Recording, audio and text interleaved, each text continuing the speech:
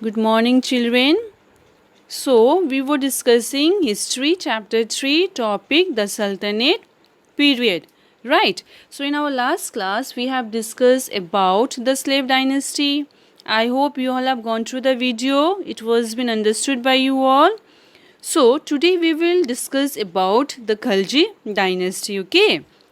Now, when we talk about Khalji dynasty, the founder of the Khalji dynasty was Alauddin Firoz Khalji, and he ruled from 1290 to 1296, and he was very weak ruler. By weak ruler I mean he was not powerful or strong, as he used to follow very lenient policy. He was not strong enough to make any effective policy for Sultanate. Like, he adopted a lenient policy towards Mongol, who was always having a threat of invasion against Sultanate. Clear? Now, he was been succeeded by his nephew named Ali Khusrav. Later, Ali, he has taken the title Alauddin and he became Alauddin Khalji. Now, we will talk about Alauddin Khalji. Now, Alauddin, he ruled for about 1296 to 1316. Now, children, you must remember the time period. Okay. Now, he was the most grateful and powerful ruler of Khalji dynasty. And Alauddin, he had expanded the Khalji dynasty. Now, when we talk about the expansion of Khalji empire, Alauddin had defeated many rulers in the north, and the person who had helped him in expansion was his trusted general named Malik Kafur. Clear? Who has helped him in the expansion of the empire? His trusted general named Malik Kafur. Now in south, if we will talk, he has defeated many rulers out there and he has expanded the dynasty till Rameshwar. Now, at the time of Alauddin Khalji, Sultanate dynasty expanded a lot. Now, let's see what expansion he had done. Must remember what expansion he has done. Listen it carefully, okay? Now, Alauddin, he conquered Gujarat and Malwa. Then he had done campaigns in Rajasthan in 1301 and 1303, where he captured the fort of Ranthambore and Chittor from Gujarat. Clear?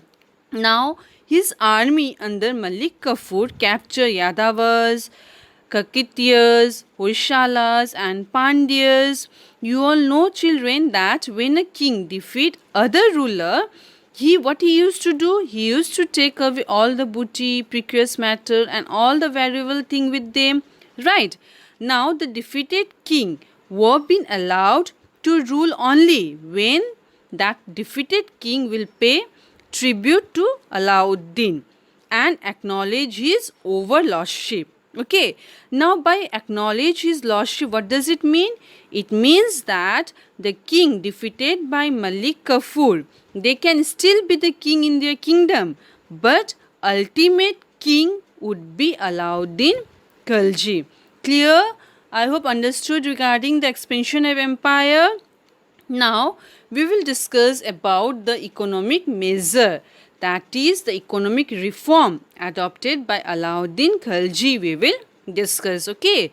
The first reform was that he had divided the land according to the fertility. That is, he had decided to take the land tax according to the fertility of the land. So for that, what he did is that to get more money, he raised the tax in the Doba region, which lie between the Ganga and Yamuna river. Why? As because that land was very fertile. Clear?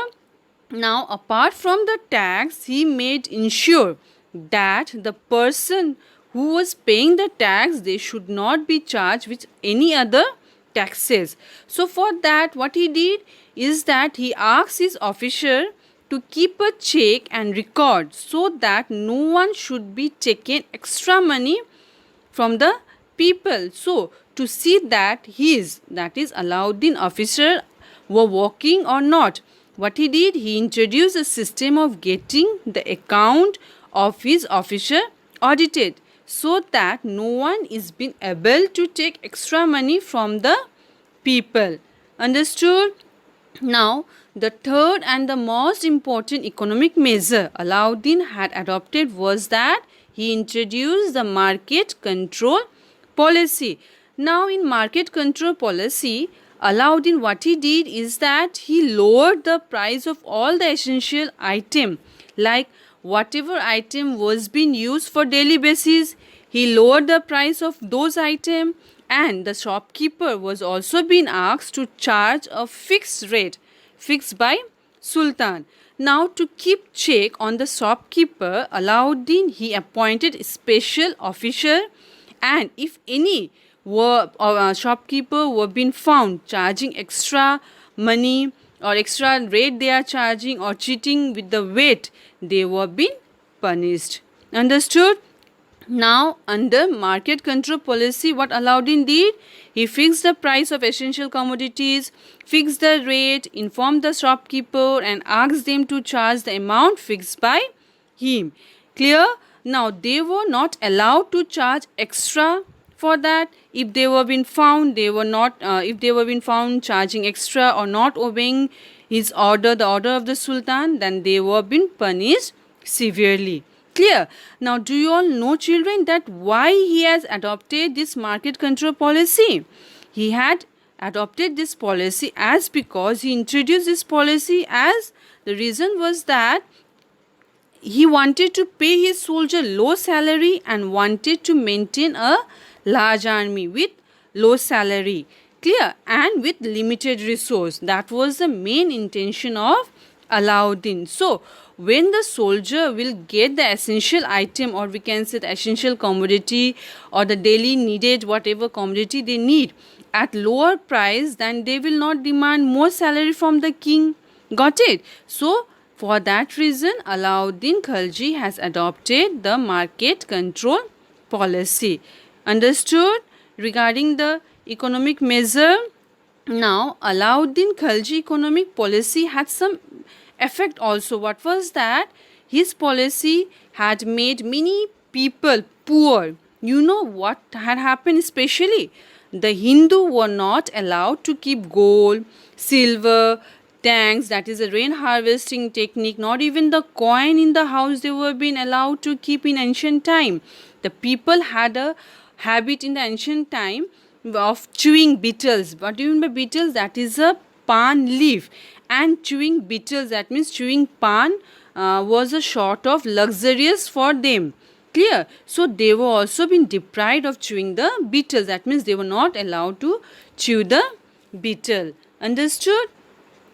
So children, today till dismiss, you just go through till economic measure to your text also. Okay? Thank you.